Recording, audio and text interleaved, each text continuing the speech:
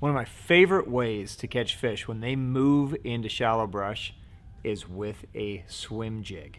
But there are 9 million different options of swim jigs, styles, brands, sizes. Where do we start? Today, we're gonna break down my favorite 5 swim jigs, the trailers I like to put on them, the gear I like to throw them on, so that you can understand what's going on in this genius mind. Right, Jeff? Oh, yeah. Isn't that what you called it? Genius mind? Genius. Yeah. All right. You want to talk swim jigs? Let's go. Welcome to the Hookup Tackle. The Hookup Tackle is the world's largest showcase of Megabass products, featuring baits and colors not found at any other dealer. The Hookup also offers a wide display of OSP, Evergreen, Deps, Lucky Craft, Jackal, and many more. The Hookup Tackle is owned and operated by family, is staffed by guides and verified tackle nerds who love helping anglers elevate their craft. If you're in the Phoenix area, we'd love to have you stop by our showroom and check out the wonderful world of Megabass and the Hookup for yourself. If you shop online, there are almost 10,000 SKUs of Megabass products alone, with hundreds of other companies and new products being added daily. So next time you're looking for that hard to find bait, that color your fish have never seen before, or maybe you just want to elevate your game, look at thehookuptackle.com. All right, welcome back, my friends. I am Ben with the Hookup Tackle, aka Tackle Otaku on Instagram. My buddy Jeffrey the King is here. We are the Hookup Tackle USA. Today, we are exploring one of my favorite subjects, and that is the swim jig. Now, I know a lot of you guys live in places where the swim jig is just an absolute staple for you guys, especially anytime those fish are shallow. Out here on the West Coast, we have smaller windows where the swim jig is incredibly effective, but we have devised ways to make it more effective over the course of the year. So today we're going to kind of break down some of our favorite swim jigs, how we're fishing them, the trailers we're putting on them, and just kind of explore the mindset that we use, and hopefully you guys can learn something from it and catch more fish. You ready, Jeff? Let's go. Do you like throwing swim jigs, Jeff? Not really. Have you ever thrown a swim jig? I've thrown like a couple. All right, it's a good thing that you're filming this. We should go throw a swim jig. That'd be a fun 1v1. You should challenge me to a swim jig contest. I would never do such a thing. Okay. I would win. Oh, is that a challenge? Absolutely. Okay, boom. There we go. All right, swim jigs. What are they? What's the difference between it and normal jigs? So basically what a swim jig is it is a jig that's designed to swim, right? So it's designed to be more of a straight retrieve type jig versus a jig that's just going to kind of lay on the bottom and crawl and hop around, right? So we think of a football jig, we think of it going down into rocks, structure. We think of a like pitch and flipping jig. We're thinking of something where we have a specific target. We're kind of flipping it in and getting it down to the tree, maybe, kind of crawling it up and over. When we think of a swim jig, we're generally thinking of something that we're covering water with, similar to like we'd throw a square bill or a spinner bait or a chatter bait. And a lot of times a swim jig can be a great alternative to those when that bite is going really strong, but the fish have seen a lot of them, right? So if you guys live in a place where they've seen 9 million chatterbaits and they stop eating the chatterbait, well, they didn't move from those areas. They've just seen the same stupid thing go by a million times. So sometimes following up with a swim jig is a very effective way to get them.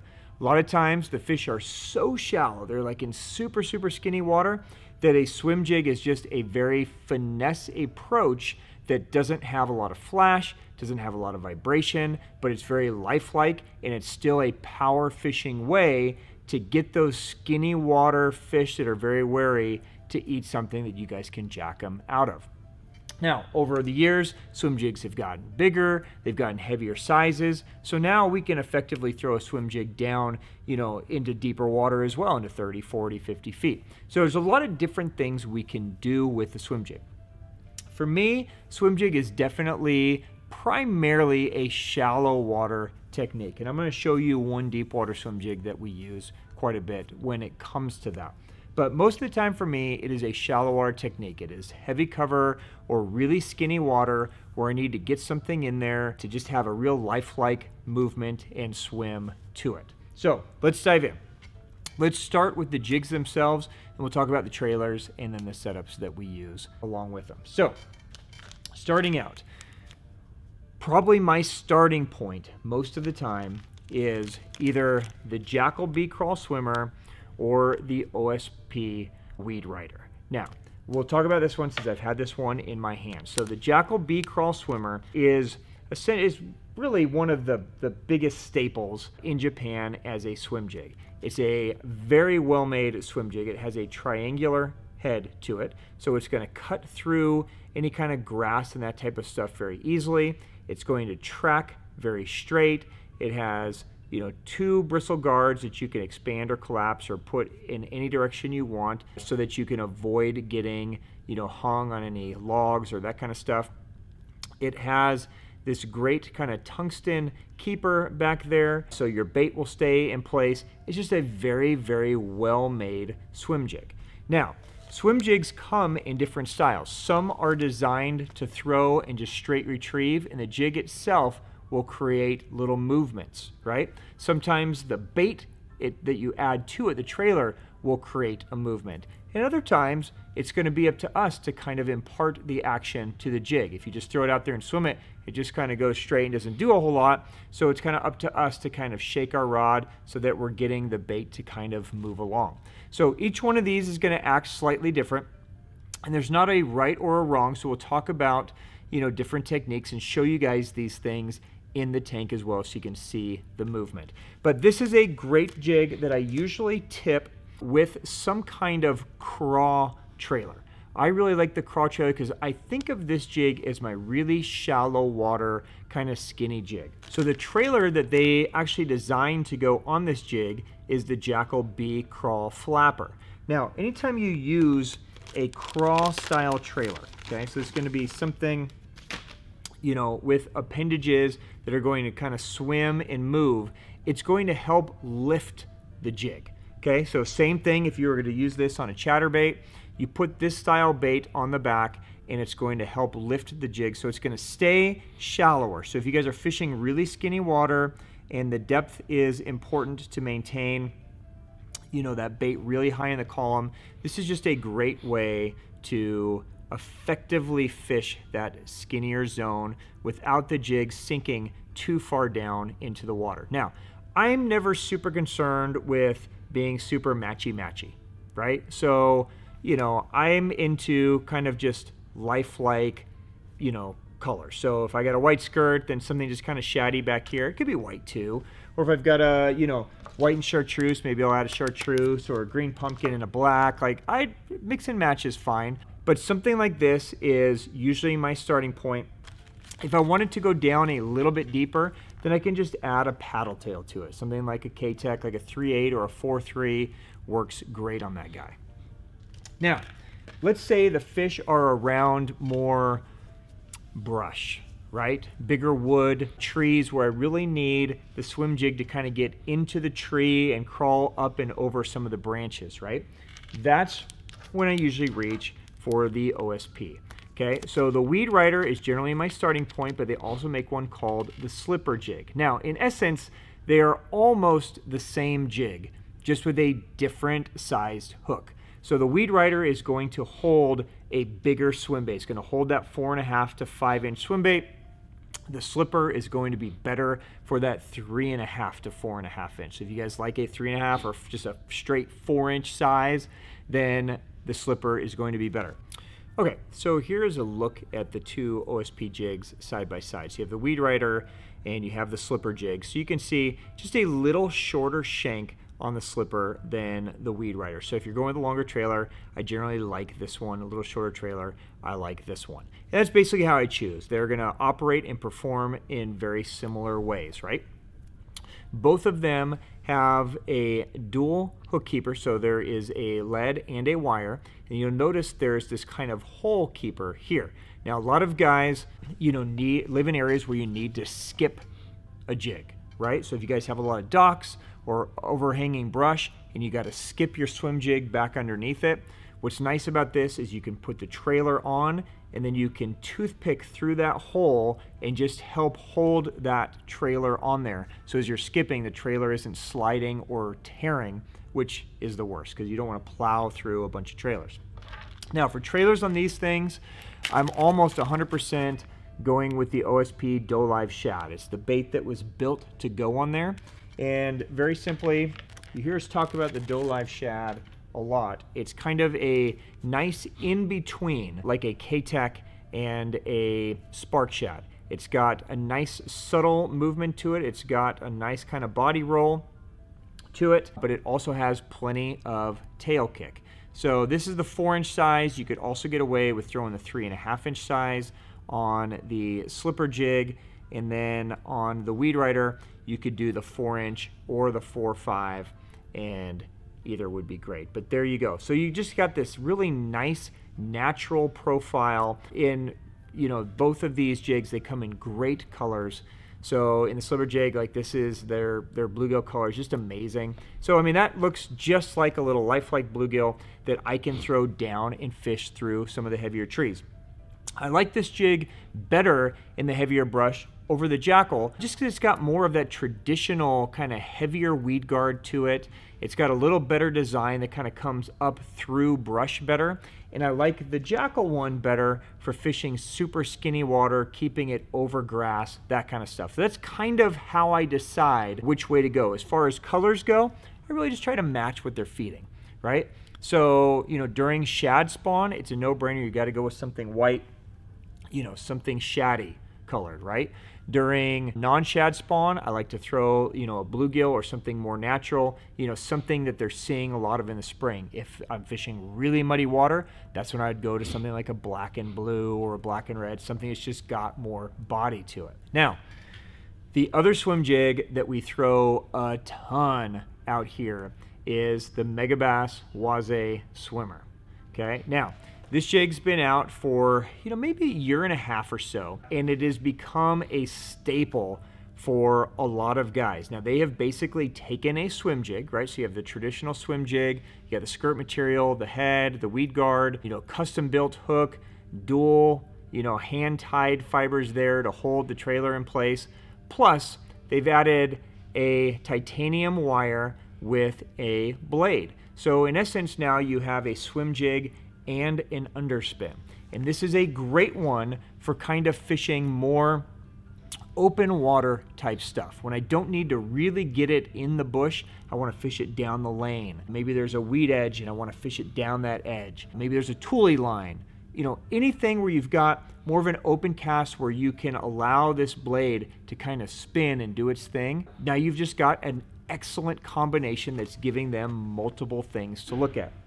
It's a great spinnerbait alternative when a spinnerbait is maybe just too much flash, too much vibration, right? So on the Uoze, I pretty much live with the trailers that it was built to fish with. So 90% of the time I probably use the Spark Shad. Every once in a while I will go down to the Hazedong just based on profile and what I needed to do. Again, that I just try to match colors close, right? But don't worry about being like super matchy again. So, you know, on this guy, if you do the quarter, the 3/8, or the 1/2 ounce on the Uoze, it will fit the 4-inch perfectly. 4-inch Spark Shad or the 4.2 Hazedong. If you do the heavier sized Uoze, it will fit the 5-inch. So the 5/8 or 3/4 ounce Uoze is designed for the 5-inch size. Okay, so just depending on how deep in the profile that you're going for. But there you go. Now you've got this beautiful natural looking profile in there that's got the flash, it's got the vibration, but you're still in this nice tight swim jig offering. Just an amazing all-around package there from Megabass. Really quick, while we're on the Uoze, I talk about this a lot. All right, I'm just gonna give you guys a little tip, just something to play with. This is the Teckel Sprinker tail, okay? I talked about this in the spinnerbait video that we dropped before. I've talked about this with a buzzbait video. This is a really cool little trailer that works amazingly well on the back of the Uoze. It's something that I throw all the time. In fact, I just pulled this out of the boat. So what this does is you put it on the back. This is going to spin around, right? It's going to slow this bait down. So sometimes, you know, they're in a very specific zone, right? They're in this little 10-foot section, or you know the juice cast, right? You're like, that's right where they are. But sometimes you got to fish so fast to prevent it from snagging or getting on the bottom or doing different things, that by adding the Sprinker tail, A, it gives it a different look, but B, it allows you to fish it much slower than you could with a traditional just paddle tail, because it has to spin so much that it kind of slows the bait down, so it keeps it in the strike zone longer. So just a cool little mod that's just different, and I guarantee you nobody else in your area is going to be throwing it like this. So it's going to give the fish a different look when they've seen 9 million of the same swim jig, chatterbait, spinnerbait, whatever. So definitely give that guy a look. I think it'll definitely get you some bites. Now, another swim jig that I really like for specific applications is a relatively new one from Deps, and this is called the Matsaraba Jig. Okay, now the Matsaraba is a very unique shape. It's got a unique head design. It's got a unique kind of build to it that was built to be almost a hybrid flip/swim jig. So it's a really neat kind of combination jig. So you can see that it's got a differently shaped head, right? It's almost kind of a cup in the way the eye sits on the head of this jig. So the idea with this is sometimes you need to put your swim jig up in skinny water, but you need to kind of get it in some brush also, right? So if you remember back to where I said I love the Jackal for the skinny water and I love the OSP for fishing through the brush, think of the Deps as kind of a hybrid of those two. It's designed to kind of swim through the skinny water, but then also get in brush and then be able to kind of pull out, right? So the lead is extended all the way down the shank of the hook, right? So you can see that more than half of the bait is actually the lead and the weight. So it's a really well balanced jig. So as it goes into cover, it kind of stays falling horizontal versus going down nose first. So it's much easier to kind of pull up and over and through cover as well. So this guy works great with, again, just going with, you know, some type of paddle tail trailer. Works great on this. You could also throw, you know, a crawl on this if you want. Something like a menace grub or that bee crawl flapper. You could go rage crawl. You know, whatever trailer speaks to you is great. Typically for me with a swim jig, most of the time, unless I want it to be really shallow, I go with some kind of paddle tail, right? But there you go. So you've got this really nice lifelike bait that is going to kind of fall and lift horizontally. So it's a great one to kind of bring through cover and not going to snag much. This is the Deps Matsuraba. Okay, and then finally for me, if I really need to get a bait down into some deeper water and fish more structure, Dirty Jigs makes an amazing swim jig. Okay, they have a swim jig called the California Swim Jig, and they make just a regular swim jig too. So if you want to play with some of their lighter swim jigs, you certainly can. The California Swim Jig is one of my favorites because it comes in these heavier sizes. So for instance, this is a 3/4 ounce size. So this is a great size for me to fish more structure, right? So not always when I'm fishing structure do I want the jig to be laying on the bottom and just kind of crawling around and hopping around. Sometimes I want it to go down to the bottom and I want to kind of swim it down there deeper, right? So by going to this 3/4 ouncer, I can get that bait down to the bottom. It's got a great hook. It's got a good weed guard. It hooks them very, very well. I can add a Keitech to the back of this and I can just swim it through down through that deeper water. So for me, the 4.3 or the 4.8 size on the Keitech is perfect on this guy. And it lets me deliver more of a bait fish presentation than a crawl presentation that those fish are not seeing a lot down in that deeper water, right? So you can see there's a 4.3, right? And it fits that guy perfect, right? So it's just a nice, compact, you know, swimming fish down there on the bottom that's going to create, you know, kick up a lot of mud. It's going to swim through deeper grass lines. There's just so much you can do with this guy. If you guys are fishing deeper grass, it rips out of grass very easily. So just an effective way for fishing the deeper stuff when it comes time.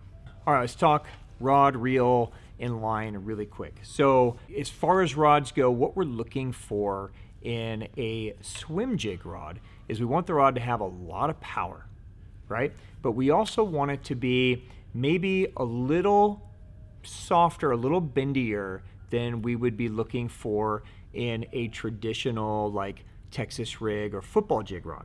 And the reason for that is most of the time we're on a straight retrieve with this thing, right? So we want the rod to be able to kind of bend and absorb some of that so that when they bite, it's softening it just a touch so we're not jerking too fast, right? So remember, a lot of the times they're coming up to eat these things in relatively shallow water. So when they're sucking in, they're getting jig, grass, dirt, they're getting all kinds of shit in their mouth, right? So we need them to suck it in and be able to exhale so that when we swing, it's just hook and jig that's in there and we're not getting it in the way of all that other stuff. So I like that rod tip to be just a little bit softer usually than a traditional fast action football jig rod. So for me, the Conquest is the Loomis Conquest 904. This has been my go-to jig rod for years and years. The other one that I implement in is the Megabass P5 Dark Sleeper rod. Virtually the same type of bend, just a little bit shorter. So if I'm trying to skip it under a dock or fish it around tighter brush, closer quarters, I usually go with the Megabass. If I'm throwing it down at big flat or more grass, more open water, I really like the Conquest. I like the longer length and the longer reach for that. As far as line goes, I'm generally 16 to 20 pound, probably closer to 20 pound most of the time, because again, this is pretty much combat fishing that's still finesse. Like I consider it more finesse because there's not a lot of stuff, right? There's not really like lots of rattles, there's not lots of flash. It's pretty much compact and straightforward, but I'm fishing it around some heavier stuff and hopefully some bigger fish, so I like the heavier line. So usually 16 to 20 pound, straight fluoro for me most of the time. I will go to braid if I'm fishing lots of grass or aquatic vegetation where I need that braid to cut through that vegetation so it doesn't bog down and, you know, get really heavy. So probably 90% fluoro, 10% braid. Really braid very specific to aquatic vegetation because of fishing weed lines, underwater grass, toolies, that kind of stuff. Braid will be useful. Straight braid, never really a leader for me. If I feel like they're line shy, then I'm going back to the fluoro. As far as reels go, 7 to 1 is usually where I go. Sometimes I'll go up to an 8 to 1 if I feel like they're in some crazy, crazy shit. I need super control, but I don't like to go too fast on the swim jig because remember, a lot of times the head will be lighter, and especially when you put a bigger body on there, if you go too fast, it will roll on its side. Okay, so they definitely have a sweet speed, and you kind of need to learn the sweet speed of each jig. So for the shallower stuff, a 7 to 1 is generally fast enough for me to pull them out of cover, slow enough for me to not have these things going on the side and looking all goofy. If I'm fishing, you know, deeper water and I'm fishing like a heavier thing like this, then I almost always go to an 8 to 1 because this is so heavy, I can't really get it to roll on its side. Even if I go too fast, it's just going to track true with the head.